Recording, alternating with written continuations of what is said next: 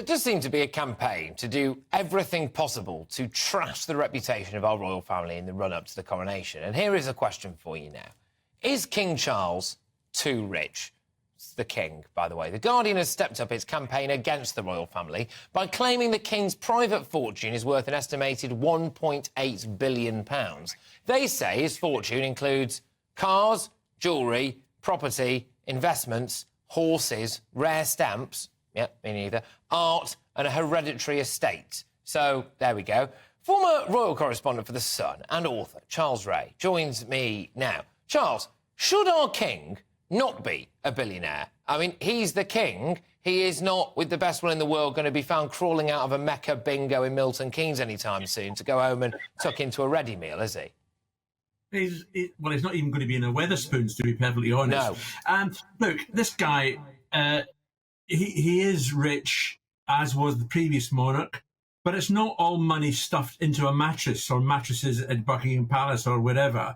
It is property. It's the Duchy of Lancaster, which helps pay for the monarch. I don't see any problem with it, that the king is super rich. I mean, they are saying that maybe this means that he could pay for his own coronation and he'd have all of...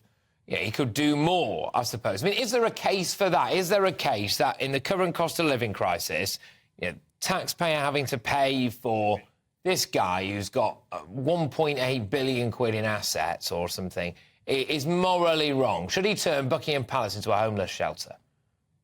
I don't think we're going to have Buckingham Palace as a homeless shelter at all. Look, I think it's right that the government, funded by the taxpayers, pay for the coronation. He has cut down the coronation from what it was when his mother was crowned in 1953. It was much more lavish, lots of much more pomp and circumstance. This is going to be very much a cut down version, and he realises that the country is in a cost of living crisis. But let's not forget as well, this is a king as well that spends an awful lot of time in helping young people, help when he was Prince of Wales, which has been carried on by his son, help young people get started, get a new life, get a job. He's a very concerned monarch, and I don't. There's always going to be people criticise the fact he's rich and he's got all these houses and everything else. I just, I don't think. We're witnessing though, Charlie. I wonder if this is what we're witnessing, Charlie, which is actually a cabal of people who just are very jealous. They hate wealth. They especially hate the idea of hereditary wealth. And maybe, just maybe, they are so unhappy with their own lives that they want to try to take the king down. There will always be people who will be against the monarch. We've already been told that Republic is going to stage its own protest on May the 6th in London. They'll be standing at Trafalgar Square as the procession moves forward, and you'll be able to see them because they're selling themselves £14.99 T-shirts and jackets with "Not Our King" on. So, and we got protests in Scotland. Scotland are going to have a march, and I think even Wales are having a march as well. So we live in a country where people are entitled to protest peacefully, and that's absolutely fine. If that's what they want to do, let the rest of us enjoy it.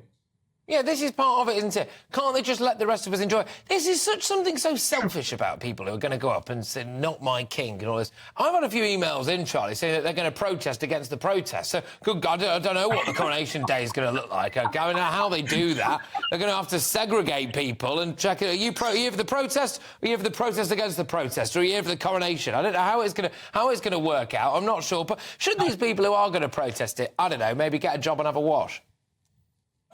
Well, yeah, I feel the same way. If that's the best thing you can do on the day of the coronation, then so be it. But I suspect there'll be an awful lot more people, lining the route to the coronation back again than there will be protesters. The voice of the people will be heard. And let's also not forget, this is a marvellous historic occasion that for most people they won't ever see again. So let's enjoy the day. Let's enjoy the weekend. I can't imagine being so full of hate and venom that I decide that on the day of the coronation, instead of, I don't know, baking a quiche or a Victoria sponge or something, I'm going to go actively out of my way to queue up for potentially days to get the right spot to hold up a sign that says "Not my king," that nobody cares about.